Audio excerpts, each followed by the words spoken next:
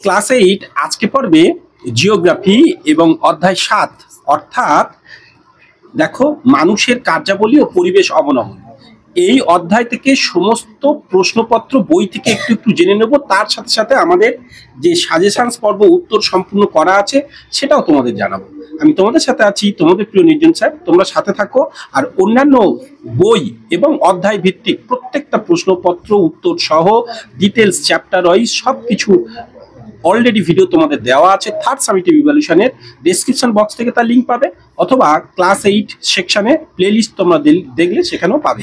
দেখো আমরা এই অধ্যায় থেকে মোস্ট ইম্পর্টেন্ট পার্ট কোনগুলো সেগুলো নিয়ে একটু আলোচনা করি, তারপর আমরা নোটসে আসবো।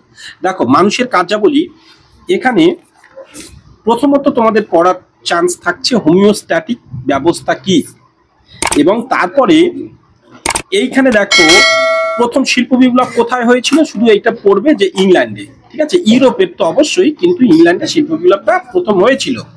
এইবার তোমরা আরেকটা জিনিস দেখবে, পরিবেশ অবনমন কাকে বলে, এটা পুরোটাকে তোমাদের দেখতে হবে। এবং পরিবেশ দূষণ আর পরিবেশ অবনমন কি একই, এই পার্টটা তোমাদের দেখতে হবে। এবং আমি সমস্ত কতটুকু এর মধ্যে হয়তো সবটুকু করতে হবে না, তার নোটস করা আছে এখানে, আমি তোমাদের দেখাবো।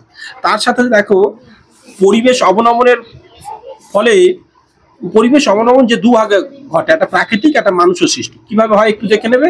আর এইখানে পরিবেশ অবনমন যেমন কি জন্য হয়, তাদের মানুষের আমাদের গৃহীত কয়েকটি উন্নয়নশীল পরিকল্পনা, তার ফলে কি ঘটছে সেটা।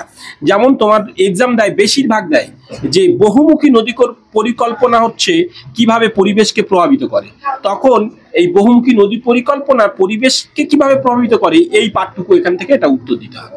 এইভাবে যদি তাপবিদ্যুৎ কেন্দ্র কিভাবে পরিবেশকে প্রভাবিত করে, এখান থেকে এইটা তার। এবং দেখা যাচ্ছে এখানে নগরায়নের ফলে কি পরিবেশের উপর কি প্রভাব ফেলে, এইটা দিতে হবে। এইভাবে তোমার আধুনিক কৃষি পদ্ধতি পরিবেশকে কিভাবে প্রভাবিত করে, এগুলো কিন্তু মুখস্থ করতে হবে প্রত্যেকটা। এইবার এইখানে শুনে নাও, এইখানে কোথায় পরিবেশ অবনমনের ফলে কি ঘটছে, যেমন ভোপালের গ্যাস দুর্ঘটনা কবে হয়েছিল, এখান থেকে কোন গ্যাস বেরিয়েছিল, এবং যে গ্যাসটা রিলিজ হয়েছিল সেই গ্যাসটার কিন্তু ফুল ফর্ম তোমাদেরও বলতে হবে, কিন্তু এমআইসি পড়বে পরীক্ষা, মিথাইল আইসোসায়ানাইড, এটা বলতে হবে। আবার দেখো ইউক্রেন চেরনোবিল থেকে কবে, এবং জাপানের ফুকুশিমা থেকে কবে মোটামুটি পারমাণবিক বিস্ফোরণ হয়েছিল, সেটা তোমাদের এখানে দিতে হবে। আর পরিবেশ অবনমনের ফলে কি ঘটে, এইখানে ছবি করে সুন্দর করে দেওয়া আছে, পরিবেশ অবনমনের ফলে কি কি ঘটে, এই দু একটা উদাহরণ তোমাদের কিন্তু এখানে জেনে নিতে হবে। এই উদাহরণগুলো তোমাদের কিন্তু পড়তে হবে।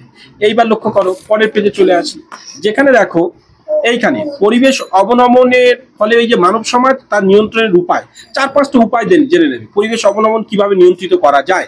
আর আর্থ সামিট কি, এটা খুবই পরে। আর্থ সামিটের থেকেও বেশি ইম্পর্টেন্ট স্থিতিশীল উন্নয়ন কি, এই যে এখানে একটা আছে স্থিতিশীল উন্নয়ন হলো কি।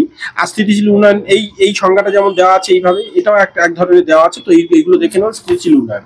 আর এখানে একটা বলে রাখি, গঙ্গা অ্যাকশন প্ল্যান কি, খুব পরে আমার নোটসে আছে, একটু দেখাবো। হু এর ফুল ফর্ম পড়তে পারে, এটা দেখো। এই যে G20 সামিট, এই যে কটা দেশ মিলে কোথায় কিভাবে হয়েছিল সেটা দেখো। এইখানে যেমন চিপকো আন্দোলন একটা পড়বে, চিপকো আন্দোলন কি, এটা যেমন পড়ে। এখানে দেখো পরিবেশ অবনমনের সাম্প্রতিক দুটি প্রভাব, এই একটা যে কোনো একটা বলতে হবে। পরিবেশ অবনমনের ফলে সাম্প্রতিককালে যে ঘটে যাওয়া কিছু প্রভাব উল্লেখ করো, যেমন এইটা বা এইটা, যে কোনো একটা দাও, কিন্তু দুটোই তার মানে মুখস্থ করে রাখতে হবে তোমার।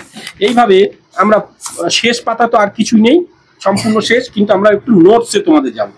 নোটসে দেখো এইখানে লক্ষ্য করো, এই যে তোমরা এটাকে ভালো করে লক্ষ্য করো, এখানে দেখে নাও নোটসে কি আছে, এবং এগুলো সমস্ত কিছু কিন্তু ডিটেলস উত্তর সহ করে দেখা আছে।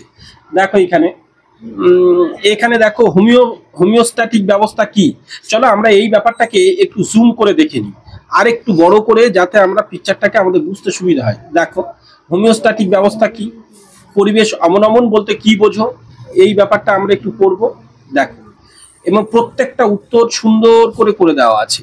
দেখো তোমরা স্ক্রিনশট নিয়েও পড়তে পারো, বা যেভাবেও পড়তে পারো। দেখো এমনি পজ করে থেমেও তোমরা পড়তে পারো, এবং আমরা উত্তর করে রেখেছি। পরিবেশ অবনমন পরিবেশ দূষণের মধ্যে পার্থক্য লিখতে বলছে, যেটা দেখো। এবং পরের পেজ যাবো, দেখে নাও। এখানে লক্ষ্য করো ওই পরিবেশ অবনমনের আর পরিবেশ দূষণের মধ্যে যে কি একই বা পার্থক্য, সেইটার বাকি অংশ। আর এখানে দেখো পরিবেশ অবনমনের কারণগুলি কি কি, এখানে পয়েন্ট করে দেওয়া আছে। মানুষের সৃষ্ট কারণ এবং প্রকৃতিগত একটা, প্রথম তো যেটা আছে প্রাকৃতিক কারণ, একটা মানুষের সৃষ্ট কারণ। এইবার এখানে দেখো উৎপাদন বাড়ানোর ফলে পরিবেশের উপর কিভাবে প্রভাব পড়ছে, যেটা তোমাদের বই থেকে দেখালাম, এখানে উত্তর করে রাখা আছে। এইভাবে দেখো ছোট ছোট কোশ্চেন্স যেগুলো হয় সেগুলো এখানে উত্তরও করে দেওয়া আছে। সবকিছু ইউক্রেনের এই যে চেরনোবিল দুর্ঘটনা কবে হয়েছিল কি সব ডিটেলস দেওয়া আছে। পরিবেশ অবনমনের ফলাফল লিখতে বলছে, পরিবেশ অবনমনে গৃহীত 5টি ব্যবস্থা বা পদক্ষেপ উল্লেখ করতে বলছে। এই যে এটা এখানে দেখো 11 দাগে যেটা, এবং পরের পেজে 5টার মধ্যে বাকিগুলো একটু যাই, যেমন এইগুলো করে দেখা আছে এখানে দেখো। এবং টিকা লিখতে বলছে, ধরো আর্থ সামিট, তোমার টিকা লিখতে বলবে আর্থ সামিট কি, যেমন দেখো নিচে দেখো আর্থ সামিট টিকা তোমাদের করতে পারে। স্থিতিশীল উন্নয়ন বা ধারণযোগ্য উন্নয়ন কি, যেমন দেখো পরিবেশ অবনমনের ফলে প্রতি বছর কত ক্ষয়ক্ষতি হয় সেটাকে দেখো 14 দাগে।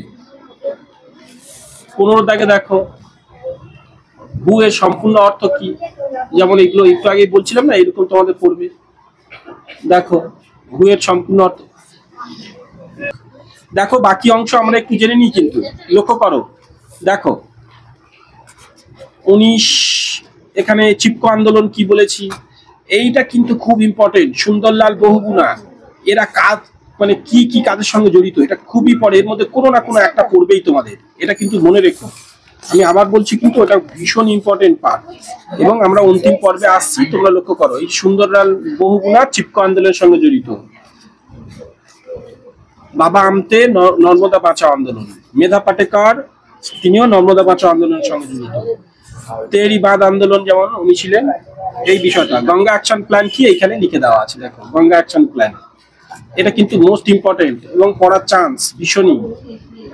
এখানে দেখো সবুজ বিপ্লবের, দেখো সবুজ বিপ্লবের এইখানে দেখো, এবং পরের পেজটা দেখি পরিবেশ অবনমনের ফলে সাম্প্রতিক প্রভাব বলছে, এই যে সাম্প্রতিক প্রভাব, ঠিক আছে। এবার দেখো, এবার তারপরে লক্ষ্য করো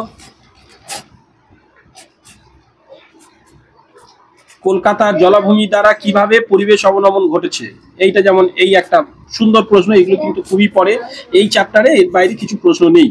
তো চলো এই তোমাদের শেষ প্রশ্নপত্র, সবার এক্সাম ভালো হোক এটুকুই কামনা করছি। ভালো থেকো, আর অন্যান্য পর্বগুলো দেখতে থাকো ডিসক্রিপশন বক্স থেকে। Best of luck.